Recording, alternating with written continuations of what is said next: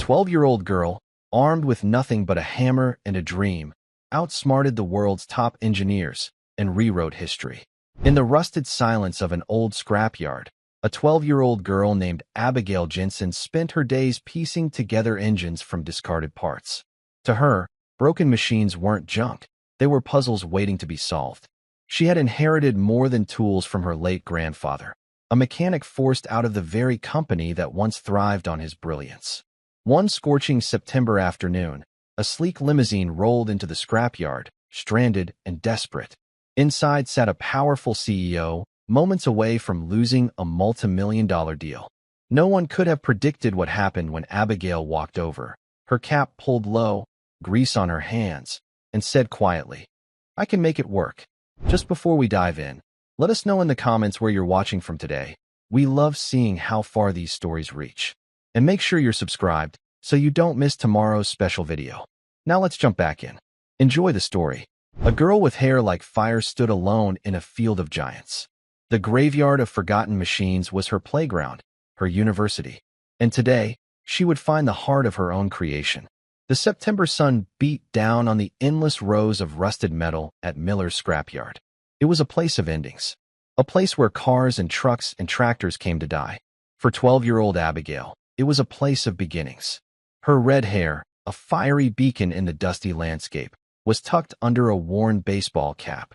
Her small hands, calloused and smudged with grease, moved with a practiced confidence as she sorted through a bin of discarded engine parts.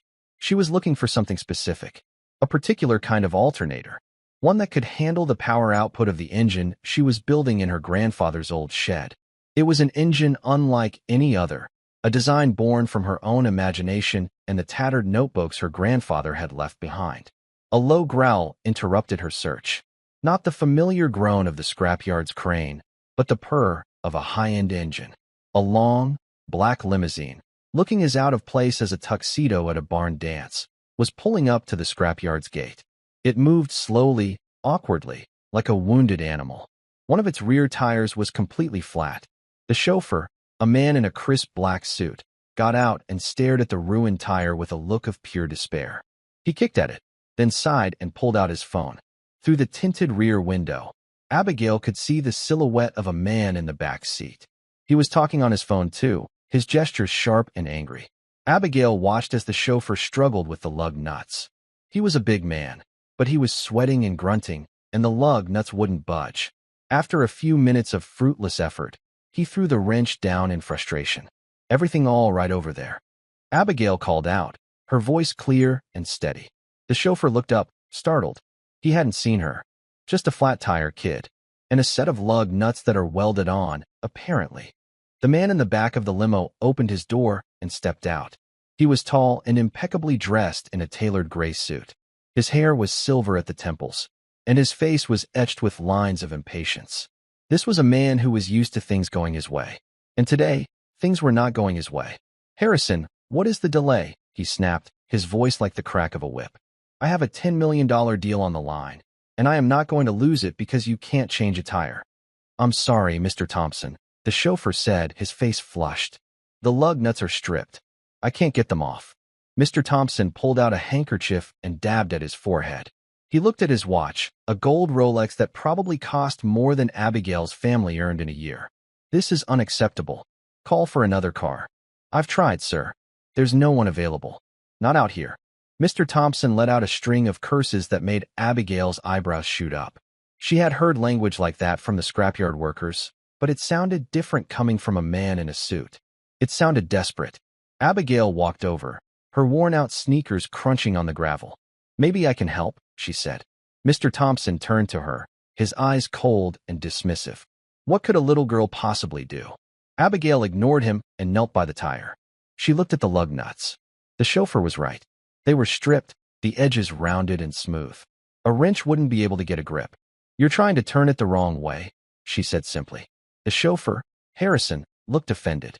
"I've been changing tires since before you were born, little girl." "Maybe," Abigail said, "but you're not looking at it right." She pointed to the lug nut. "See the way the metal is sheared? You're tightening it, not loosening it. Someone probably put them on with an impact wrench, and they over-torqued it." She stood up, and looked at Harrison. Do you have a hammer and a chisel in your toolkit? Harrison looked at Mr. Thompson, who gave a slight, irritated nod. The chauffeur retrieved the tools from the trunk. Abigail took the hammer and chisel. This might scratch the rim a little, she said. Mr. Thompson scoffed. At this point, I don't care if you take a blowtorch to it. Just get it off. Abigail placed the tip of the chisel against the edge of the lug nut. With a few sharp taps of the hammer, she created a small groove. Then, she angled the chisel and gave it a solid whack. The lug nut moved. Just a fraction of an inch, but it moved. She repeated the process on the other lug nuts. Within 5 minutes, all of them were loose. Harrison stared at her, his mouth hanging open. Mr. Thompson was silent, his arms crossed over his chest. His expression was no longer dismissive. It was intrigued. With the lug nuts loose, changing the tire was a simple matter. Harrison had the spare on in no time. As he was tightening the last lug nut, Mr. Thompson turned to Abigail. That was impressive, he said, his tone softening slightly. Where did a girl like you learn to do that? My grandpa taught me, Abigail said, wiping her greasy hands on her jeans. He was a mechanic. The best there was. What's your name? Abigail. Abigail Jensen.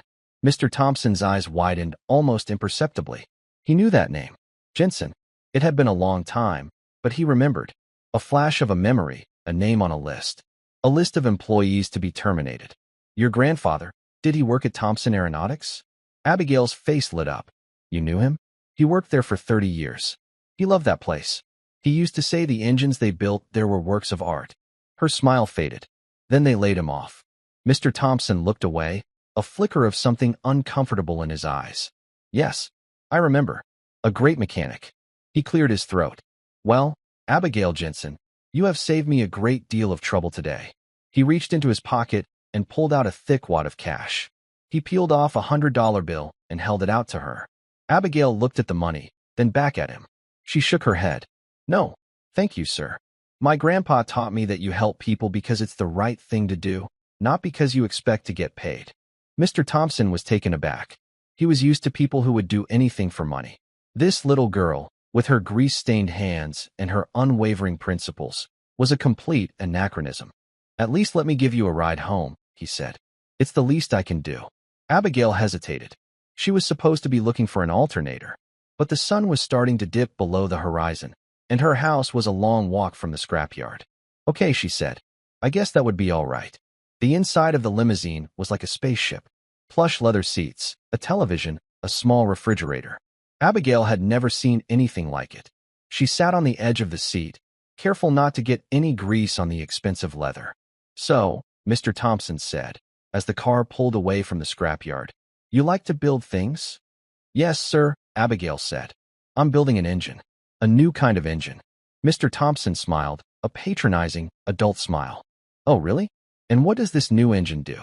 It's a hybrid, Abigail said, her voice filled with an excitement that she couldn't contain. It runs on gasoline, but it also has an electric motor. But the way it switches between the two, that's the new part. It's seamless, and it's twice as efficient as anything on the market. Mr. Thompson's smile faded. He was an engineer by training. He had built his company from the ground up on a single, revolutionary engine design. He knew what he was talking about when it came to engines. And what this little girl was describing, it was the holy grail of automotive engineering, something his own team of world-class engineers had been trying and failing to achieve for years. That's ambitious, he said, choosing his words carefully. My grandpa started the design, Abigail said. He was working on it when he passed away. He left me his notebooks. I'm just trying to finish it for him.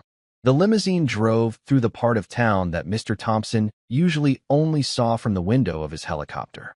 The houses were small and close together, with peeling paint and sagging porches. Abigail directed Harrison to a small, neat house at the end of a quiet street. It was a modest house, but the small front yard was filled with blooming flowers, and a freshly painted American flag hung from the porch. A woman came out of the house as the limousine pulled up. She was wiping her hands on an apron, a worried expression on her face. Abigail, I was getting so worried. Where have you been? I'm sorry, Mom, Abigail said, climbing out of the car. I was at the scrapyard, and then Mr. Thompson's car broke down, and I helped him fix it, and he gave me a ride home. Abigail's mother looked at the limousine, then at Mr. Thompson, her eyes wide with a mixture of awe and suspicion. Mr. Thompson got out of the car and extended his hand. "Ma'am, I'm Charles Thompson. Your daughter is a remarkable young lady. She got us out of a real jam." "It's an honor to meet you, sir," Abigail's mother said, her voice a little shaky. "I'm Mary Jensen. Please, won't you come in for a glass of iced tea? It's the least I can do to thank you for bringing Abigail home safely." Mr. Thompson was about to refuse. He had a meeting to get to, a $10 million deal. But he found himself saying, "I'd like that very much." The inside of the Jensen's house was small, but clean and cozy. The furniture was old, but well cared for. On the mantelpiece, there was a photograph of a man in a military uniform, his chest covered in medals.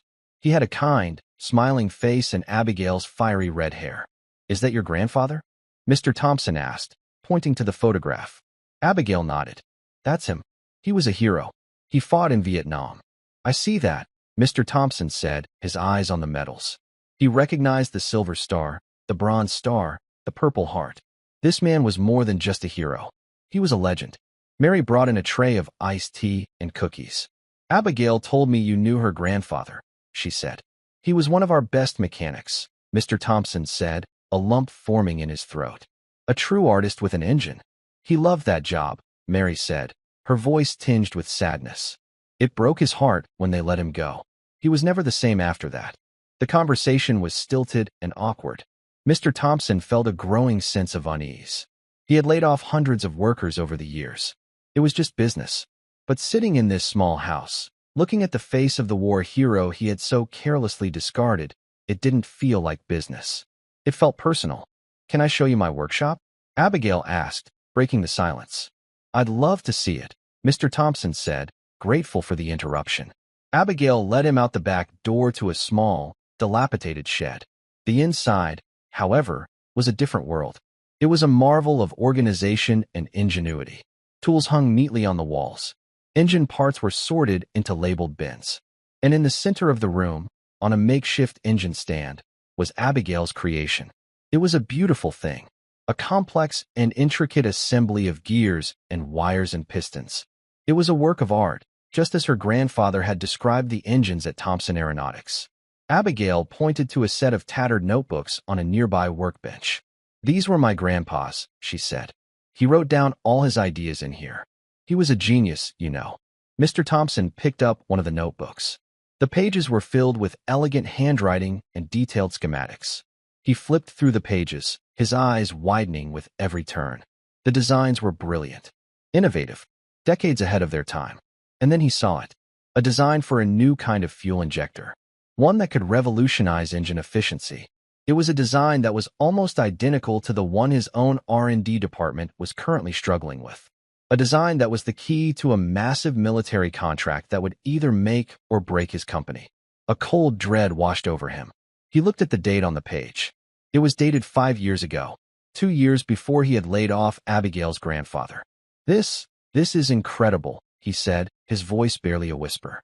"I'm almost done," Abigail said, her eyes shining with pride. "I just need the right alternator. Then I can start it up." Mr. Thompson stayed for another hour, listening to Abigail explain the intricacies of her engine. Her knowledge was encyclopedic. Her passion was infectious. He had PhD engineers on his payroll who didn't have half her understanding of the complex interplay of mechanics and physics. As he was leaving, he turned to Mary. "Your husband, what does he do?" Mary's face fell. "He was a machinist at the auto plant. They closed down last year. He's been looking for work, but it's hard, especially at his age." Mr. Thompson nodded slowly. He felt the weight of his own decisions, the long shadow they cast on the lives of people he had never even met. He got back in his limousine and told Harrison to drive. He had missed his meeting. The $10 million deal was probably lost. But he didn't care. His mind was racing.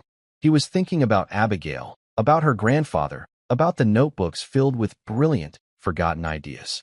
The next day, Mr. Thompson called an emergency meeting with his top engineers.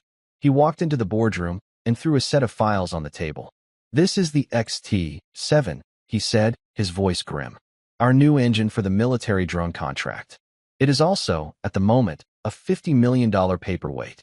The engineers shifted uncomfortably in their seats. They had been working on the XT7 for 2 years. It was the most complex engine they had ever designed, and it was a complete failure. It kept overheating. The fuel efficiency was abysmal, and no one could figure out why. The deadline for the contract is in 1 week, Mr. Thompson said. If we don't deliver a working prototype by then, we lose the contract. And if we lose the contract, we lose the company. He paced the room, his hands clasped behind his back. I have spent the last 24 hours reviewing every schematic, every test result, and I have come to the conclusion that we are missing something. Something fundamental. He stopped and looked at his lead engineer, a brilliant but arrogant man named Peterson. Peterson, what is the core of the problem? Peterson cleared his throat. Sir, the problem is in the fuel injection system. The pressure is unstable. We've tried a dozen different designs, but nothing works. And you have no solution? Peterson shook his head. No, sir. Not in a week. We need more time. 6 months, maybe a year. We don't have 6 months, Mr. Thompson said. We have 1 week. He walked to the head of the table and sat down. He was a man who had always had the answers. But now, for the first time in his life, he was completely and utterly lost. And then he thought of Abigail. He thought of her in her small shed, surrounded by her grandfather's dreams. He thought of her engine, the elegant and simple solution to a problem that had stumped the best minds in the industry. He made a decision. It was a crazy, desperate, career-ending decision. But it was the only one he had. He picked up the phone and called his chauffeur. Harrison, he said, I need you to go to a little house on the east side of town. I need you to pick up a 12-year-old girl. Harrison drove the limousine with a sense of purpose he hadn't felt in years. Usually, his job was a monotonous cycle of driving Mr. Thompson from one high-stakes meeting to another. He was a silent observer of a world of wealth and power that was utterly alien to him. But this trip was different. This was personal. He had seen the look in the little girl's eyes, the quiet confidence, the spark of genius. He had a feeling that he was about to witness something extraordinary. He pulled up to the Jensen's small house and honked the horn twice, just as Mr. Thompson had instructed. A moment later, Abigail came running out, her red hair flying behind her. She was wearing a clean pair of overalls and carrying a small, well-worn toolbox. Her mother followed close behind, her face a mask of anxiety. Abigail, are you sure about this? Mary asked, wringing her hands. You're just a child. These are important people. It's okay, Mom, Abigail said, her voice calm and reassuring. It's just an engine. A big, complicated one, but still just an engine. I can do this. She gave her mother a quick hug and then climbed into the back of the limousine. Harrison watched them in the rearview mirror. The love and trust between the mother and daughter was a palpable thing. It was a world away from the cold, transactional relationships he was used to witnessing in the back of his car. The drive to Thompson Aeronautics was a blur of highways and office parks. Abigail stared out the window, her eyes wide with wonder. She had dreamed of this place, of seeing the legendary engines her grandfather had helped build. And now, she was about to walk through its doors, not as a visitor, but as a consultant. They pulled up to a massive, gleaming building of glass and steel.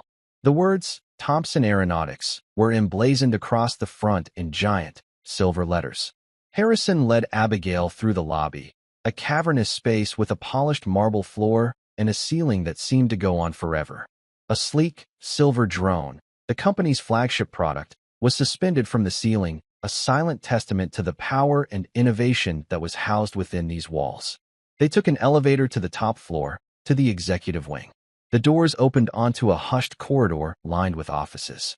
At the end of the corridor was a set of double doors. Harrison pushed them open, and they stepped into the boardroom. The room was filled with men in suits. They were all standing, their faces a mixture of curiosity and disbelief.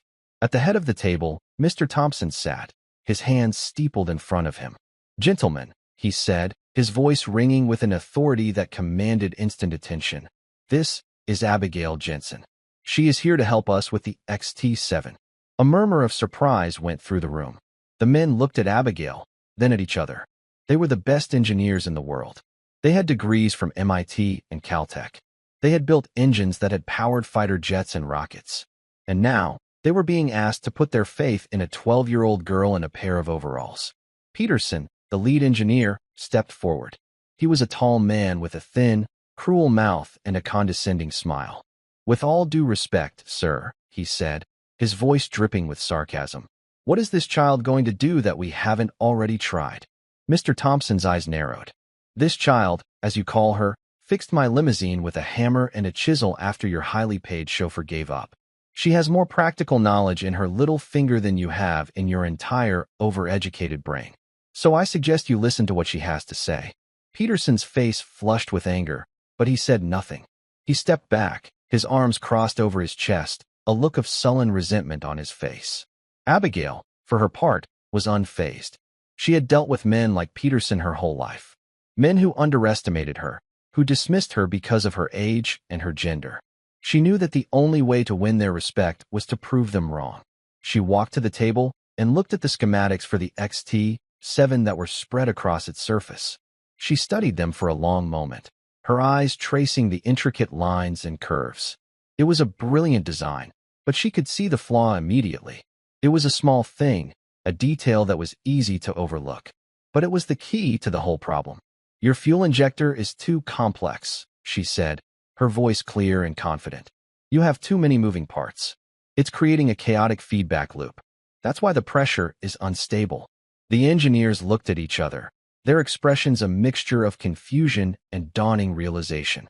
They had been so focused on the big picture, on the complex equations and the sophisticated computer models, that they had missed the simple, elegant solution that was staring them in the face. "What do you suggest?" Mr. Thompson asked, his voice quiet, almost reverent. "You need to simplify the design," Abigail said. "Go back to basics. A single, direct injection system. And you need to change the material you're using for the nozzle. You're using a titanium alloy. It's too brittle. It's cracking under the pressure. You need to use a tungsten carbide composite." She pointed to a specific point on the schematic. "And this is the real problem. You have a resonant frequency in the fuel line. It's creating a vibration that's throwing the whole system out of whack. You need to add a dampener right here." There was a stunned silence in the room. The engineers stared at the schematic, then at Abigail. It was so simple, so obvious. Why hadn't they seen it? Peterson scoffed. "A dampener? That's it. That's your brilliant solution." "Sometimes the simplest solution is the best one," Abigail said, her gaze steady and unwavering. Mr. Thompson stood up. "I want a prototype of this new design built immediately. Peterson, you will give Miss Jensen whatever she needs. And you will treat her with the respect she deserves. Is that understood?" Peterson nodded, his jaw tight. He was not used to taking orders from a child. But he was also not used to being so thoroughly and completely outmaneuvered. The next few hours were a whirlwind of activity. Abigail was given her own workstation in the R&D lab, a state-of-the-art facility that was like a playground for a girl who loved to build things. The engineers, who had at first been skeptical and resentful, were now her willing assistants. They were amazed by her knowledge, by her intuitive understanding of the complex machinery. She moved with a confidence and a purpose that belied her years. She worked tirelessly, her small hands moving with a speed and a precision that was breathtaking to watch. She disassembled the fuel injector, replacing the complex mechanism with a simpler, more elegant design. She fabricated a new nozzle from the tungsten carbide composite she had requested, and she installed a small, custom-made dampener in the fuel line. As she worked, she talked. She explained her thought process, her theories, her ideas. She talked about her grandfather, about the lessons he had taught her. She talked about the beauty of a well-made engine, the symphony of moving parts working in perfect harmony. The engineers listened, captivated. They were learning more from this 12-year-old girl in a few hours than they had in years of formal education. They were being reminded of why they had become engineers in the first place. Not for the money or the prestige, but for the love of the craft, for the joy of creation. Mr. Thompson watched from the observation deck, a small, private office that overlooked the lab. He was a man who had built an empire on his own brilliance, on his own ruthless ambition. He had always believed that he was the smartest man in the room. But now, as he watched Abigail work, he was forced to confront a humbling truth. He was not. He thought about Abigail's grandfather, the man he had laid off without a second thought, the man whose genius he had so carelessly discarded. And he felt a pang of guilt, a deep and abiding regret for the first time in his life. Finally, after 6 hours of intense, focused work, Abigail was done. She stepped back from the engine, her face smudged with grease, her eyes shining with a mixture of exhaustion and exhilaration. "It's ready," she said. The engineers gathered around, their faces a mixture of anticipation and anxiety. Peterson stood in the back, his arms crossed, a smug look on his face. He was waiting for it to fail. He was hoping for it to fail. Abigail walked to the control panel and flipped a switch. The engine sputtered to life, a low, rumbling sound that filled the lab. She adjusted a few dials, and the rumbling grew to a steady, powerful hum. The engineers stared at the monitors, their eyes wide with disbelief. The pressure in the fuel line was stable. The temperature was holding steady. The efficiency readings were off the charts. It was perfect. It was a work of art. A spontaneous cheer went up in the lab. The engineers were clapping, shouting, hugging each other. They had done it. They had saved the company. Mr. Thompson came down from the observation deck, a wide, genuine smile on his face. He walked over to Abigail and put a hand on her shoulder. "You did it, Abigail," he said, his voice thick with emotion. "You saved us." Abigail just smiled, a shy, humble smile that made her look even younger than she was. "I just finished what my grandpa started," she said. Peterson pushed his way through the crowd, his face a mask of fury. "This is a fluke," he sneered. "A lucky guess. It proves nothing."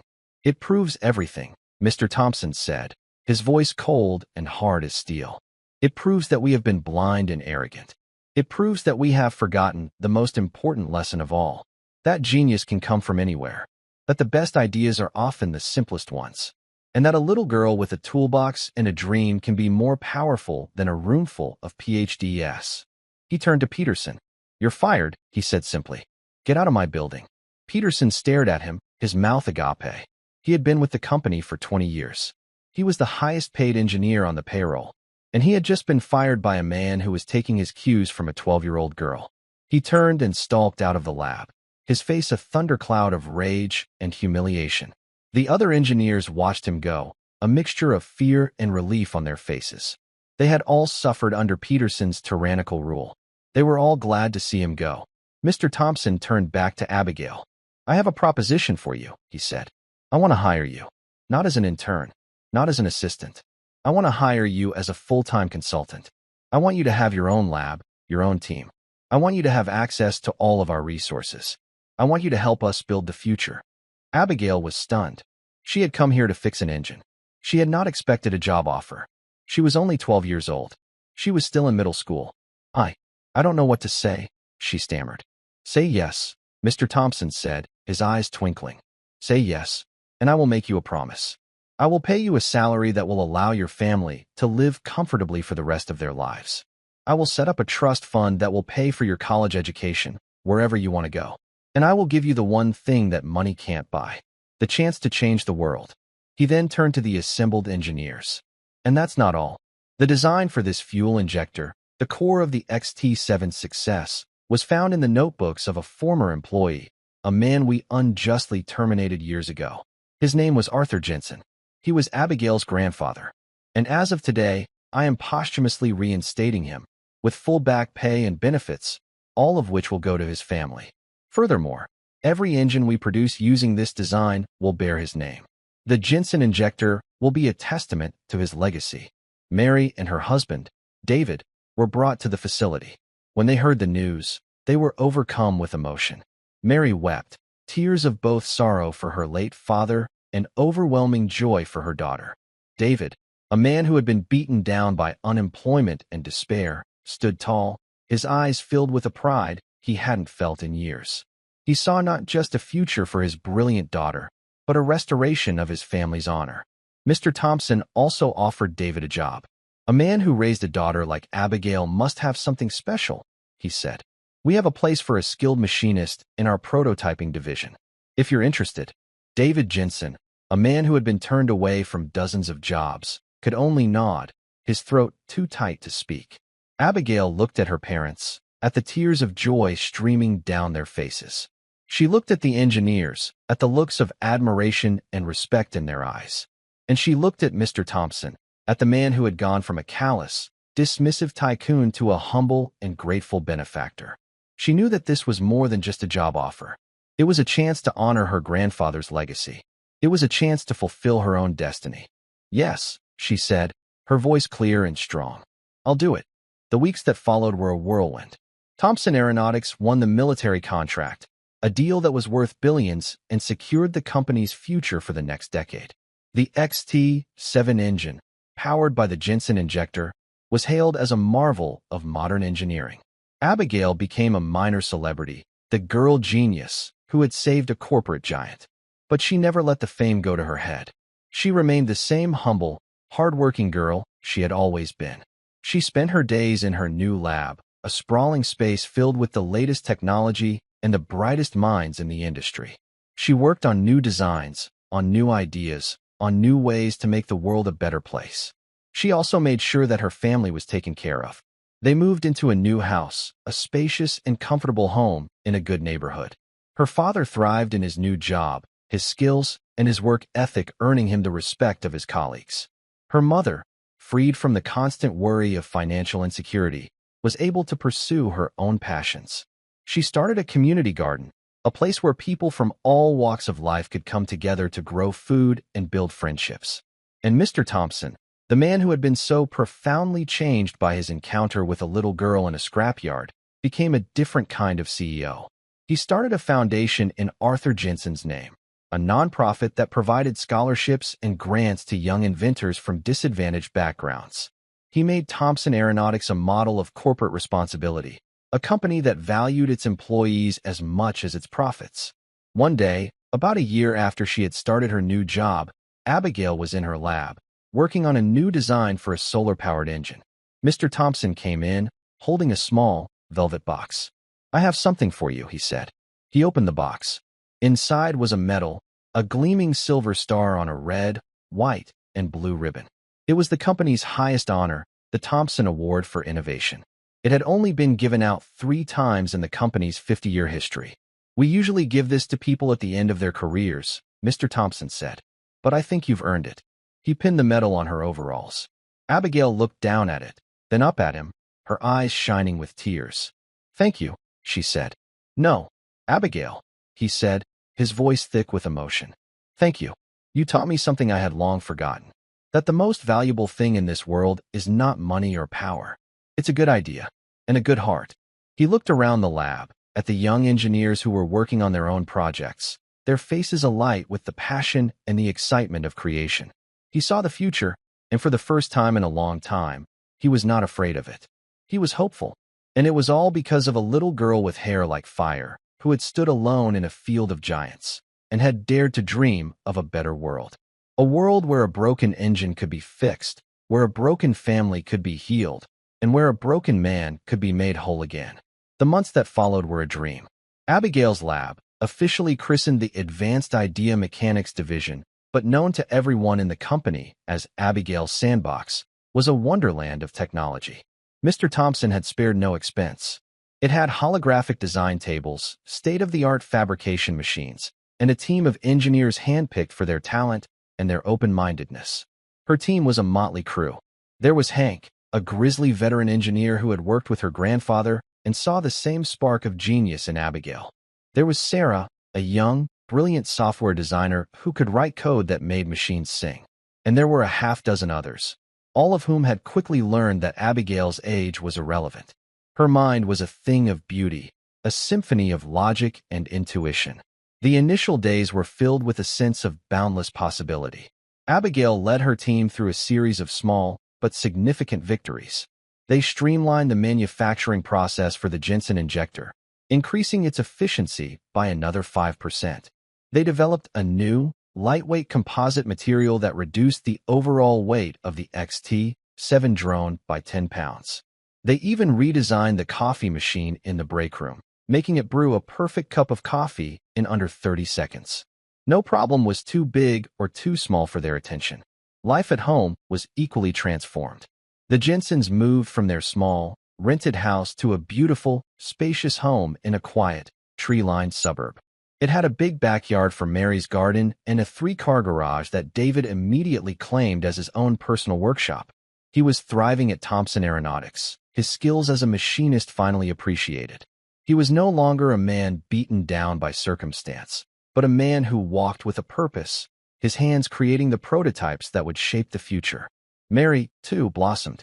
Freed from the constant anxiety of making ends meet, she poured her energy into her passion for gardening.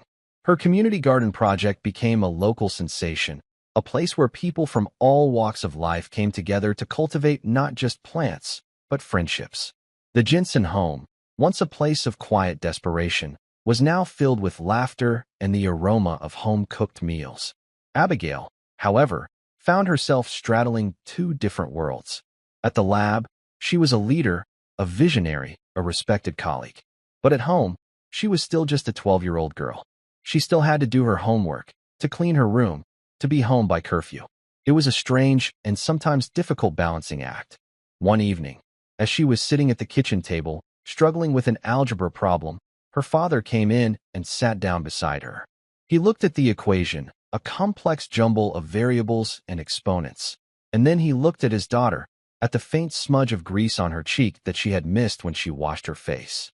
"You know," he said, his voice soft, "your grandpa used to say that algebra was just a different kind of engine.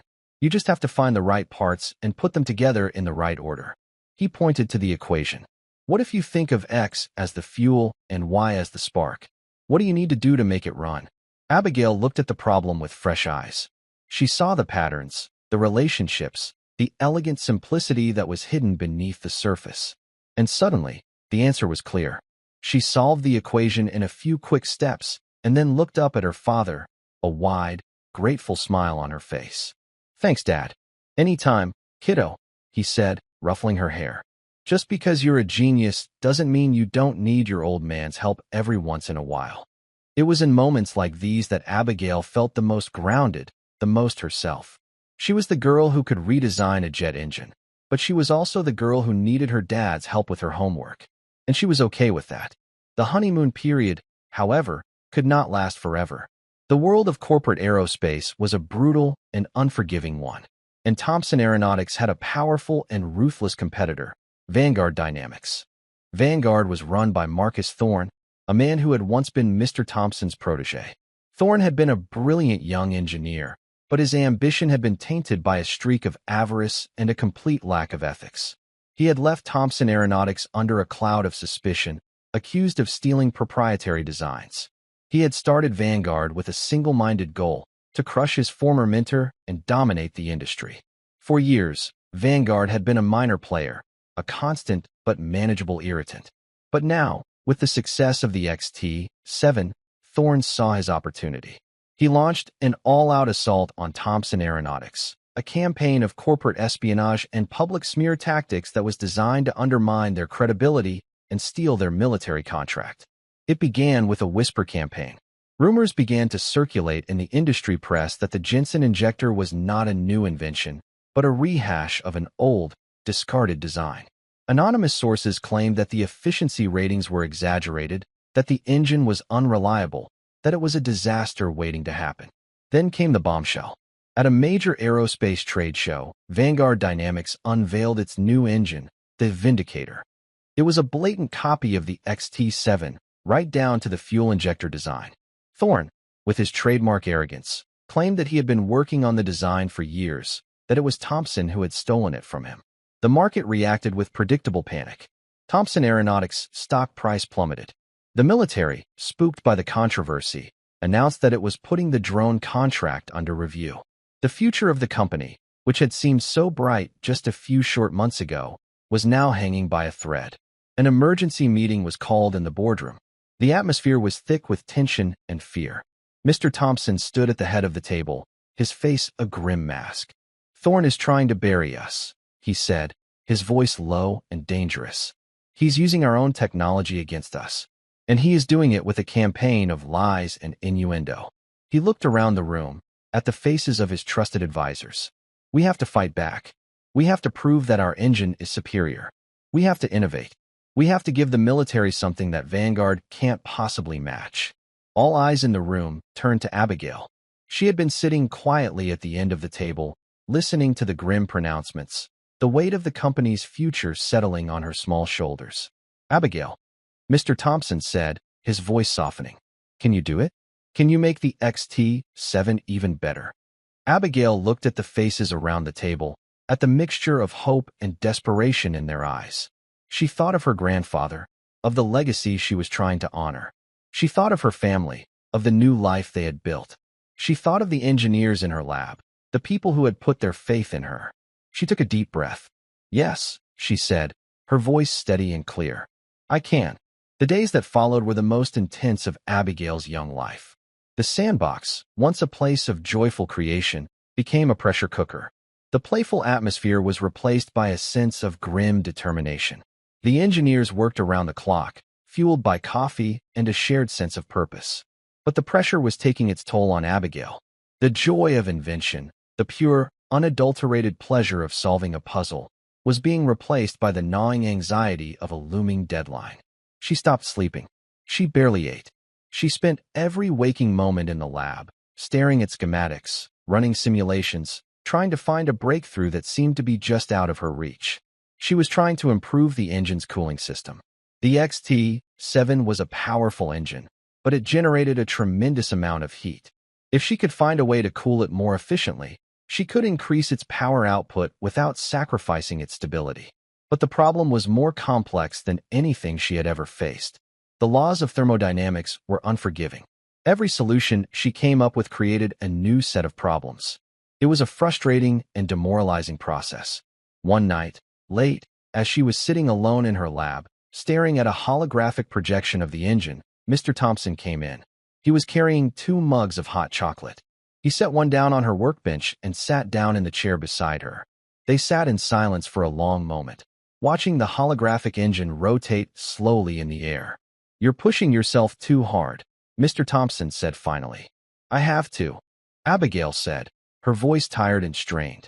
Everyone is counting on me. I know, he said, but you're not going to find the answer by staring at the same problem until your eyes bleed. Sometimes, the best way to solve a problem is to walk away from it for a while. He took a sip of his hot chocolate. When I was a young man, just starting out, I was working on a design for a new kind of turbine blade. I was obsessed with it. I worked on it for months, day and night. I was convinced that it was going to be my masterpiece. But it just wouldn't work. I was on the verge of giving up. I was angry and frustrated, and I was ready to quit. He smiled, a nostalgic, faraway look in his eyes. And then, my mentor, a wise old man who had forgotten more about engines than I would ever know, came to me and he said, Charles, you are a brilliant engineer, but you are a terrible artist. I didn't know what he meant. He told me to go to the art museum, to spend the day looking at paintings and sculptures. I thought he was crazy, but I did it. And as I was standing there, looking at a sculpture of a bird in flight, I saw it. The curve of its wing, the elegant, simple way it cut through the air. And I knew that was the answer. He turned to Abigail, his eyes kind and understanding. You are a brilliant engineer, Abigail, but you are also a 12-year-old girl, and you have forgotten how to play. He stood up. Tomorrow, we are going to take the day off. We are going to go to the Air and Space Museum. We are not going to talk about work. We are not going to talk about engines.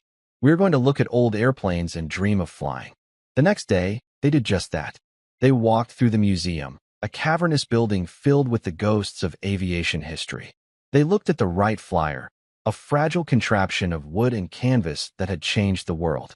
They looked at the Spirit of St. Louis, the silver bird that had carried a lone pilot across the Atlantic. They looked at the X-1, the rocket-powered plane that had broken the sound barrier. Abigail was in heaven. She was not a high-powered consultant. She was not the savior of a billion-dollar company. She was just a kid, looking at airplanes, her heart filled with a sense of wonder and awe. As they were standing in front of a display of a World War II fighter plane, a P-51 Mustang, Abigail noticed something. It was the plane's cooling system. It was a simple, elegant design, a series of small, radiator-like fins that were located on the plane's belly. That's clever, she said, her mind starting to whir.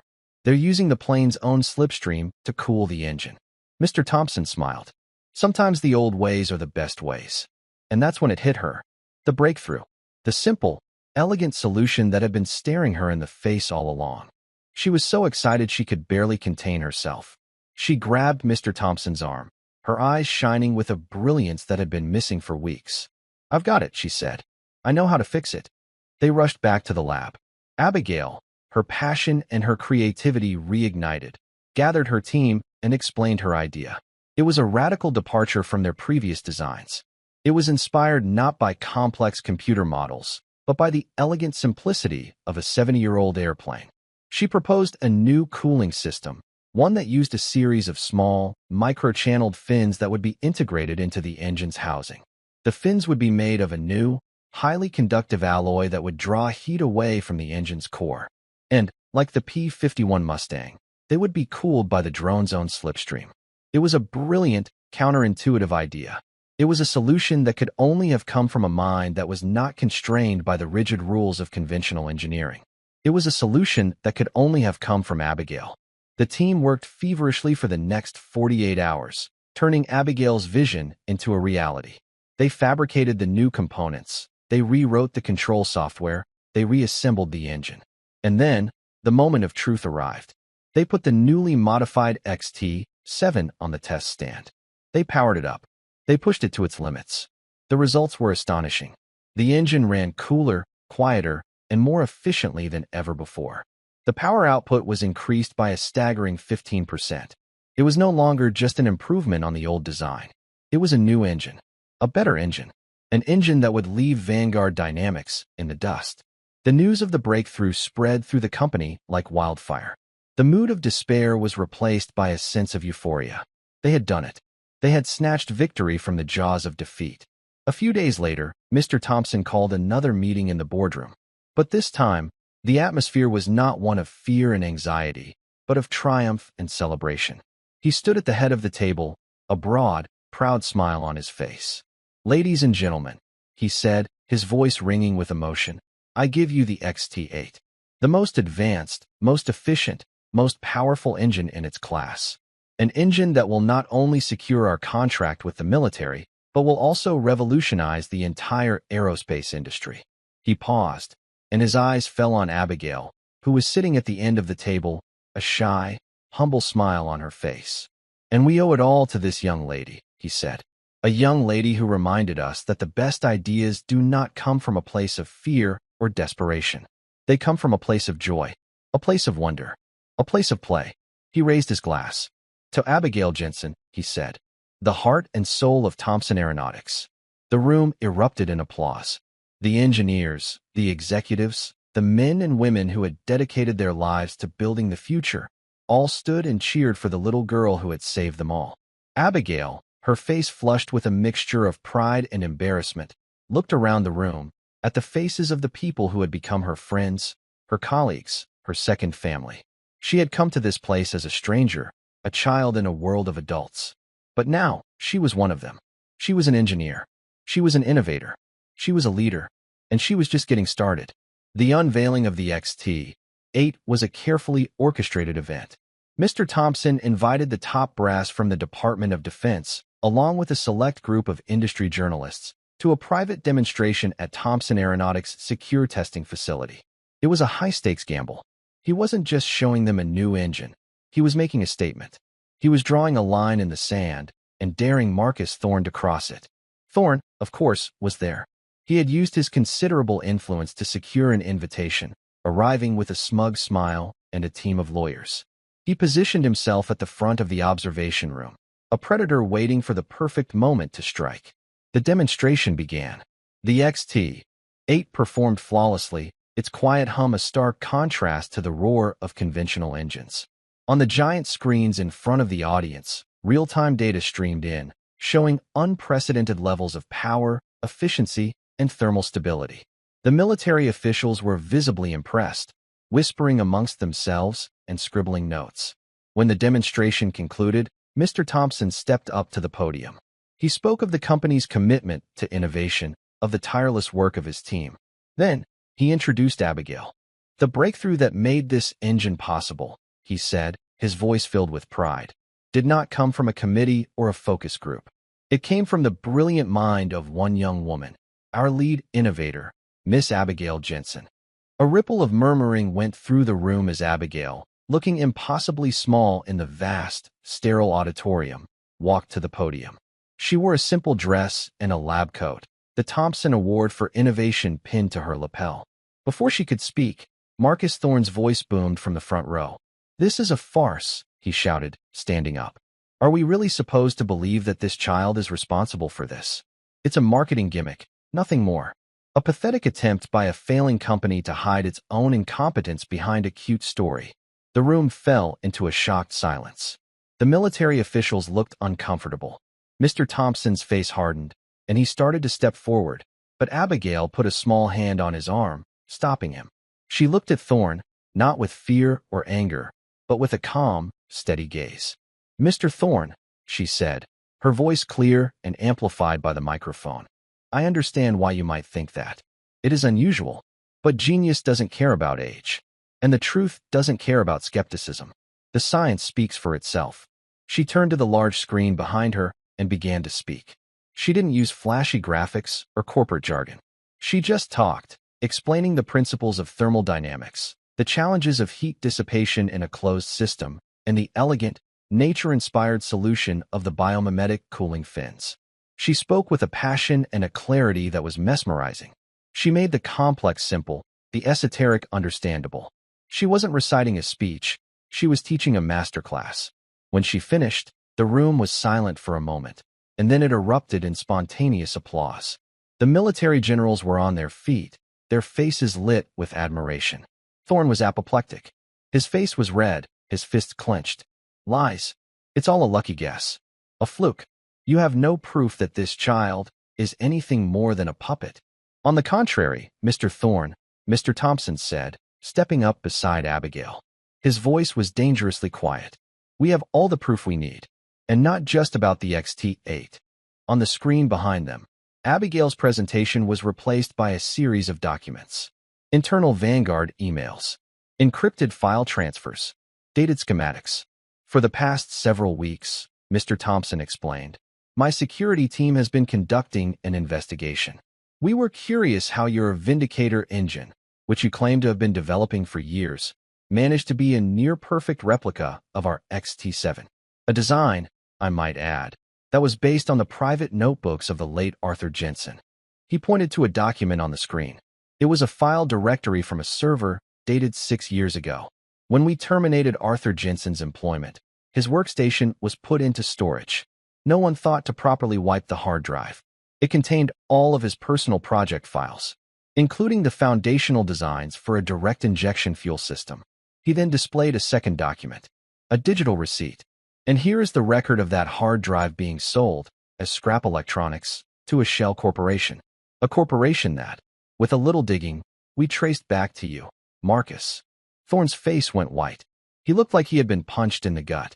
"You didn't just steal our design," Mr. Thompson said, his voice ringing with righteous fury. "You stole it from a dead man. You stole the legacy of a hero. You built your company on a foundation of lies and theft." He looked out at the audience, at the shocked faces of the generals and the journalists who were now scribbling furiously. "Thompson Aeronautics has its flaws. I have made my share of mistakes. But we are a company that values integrity. We are a company that honors our heroes. And we are a company that will not stand by while a vulture like Marcus Thorne picks the bones of a good man's life's work." The fallout was immediate and catastrophic for Vanguard Dynamics. The military announced a formal investigation. The journalists ran with the story, a sordid tale of corporate espionage and stolen genius that captivated the public. Vanguard stock became worthless overnight. Marcus Thorne, facing a mountain of lawsuits and the possibility of federal prison, disappeared from public life, his empire crumbling into dust. 3 years later, the sun was setting over the Thompson Aeronautics airfield, painting the sky in hues of orange and purple. A new prototype drone, the XT-10, sat on the tarmac, its sleek lines looking like something from the future.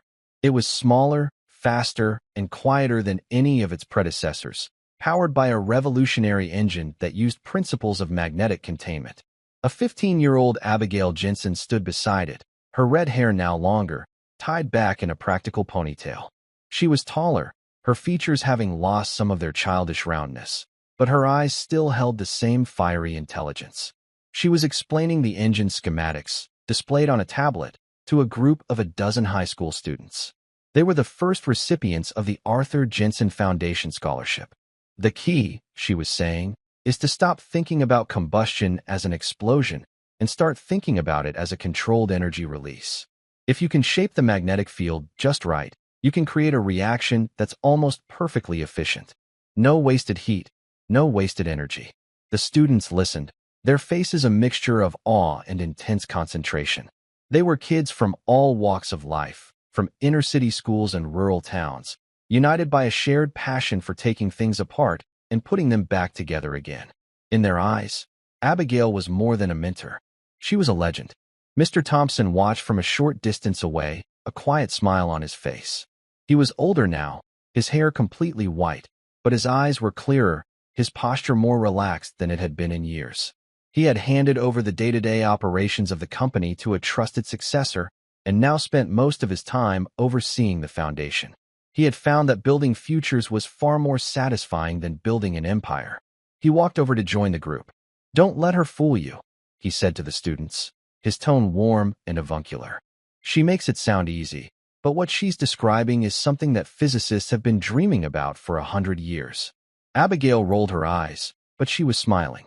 Her relationship with Mr. Thompson had evolved over the years into something that was part mentor-mentee, part grandfather-granddaughter. He was the one who helped her navigate the complexities of corporate life, and she was the one who constantly reminded him of the boundless power of a curious mind. As the students boarded a bus to take them back to their dorms, Abigail and Mr. Thompson stood in silence for a moment, watching the last rays of sunlight glint off the drone's silver skin.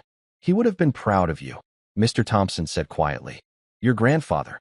I think he would have been proud of you, too," Abigail replied. She looked at him. "You didn't have to do any of this. The foundation, the scholarships. You could have just taken the win and walked away." "A few years ago, I would have," he admitted. "But you and your grandfather taught me that a company is more than just a balance sheet. It's a legacy. It's about what you leave behind." He looked out at the horizon. Arthur Jensen left behind a legacy of integrity and brilliance. And you, Abigail, are building on that legacy, creating a future that he could only have dreamed of. The ground crew began to prepare the XT-10 for its maiden flight. The hum of its engine was a barely audible whisper, a sound of pure, clean power. It lifted off the ground, not with a roar, but with a silent, graceful ascent, climbing into the twilight sky. They watched it go, a small, silver star against the deepening darkness. It was more than just a machine. It was a testament to a promise kept, a legacy honored, and a future that had been saved by a little girl with grease on her hands and fire in her heart, who had looked at a broken world and said, "I can make it work."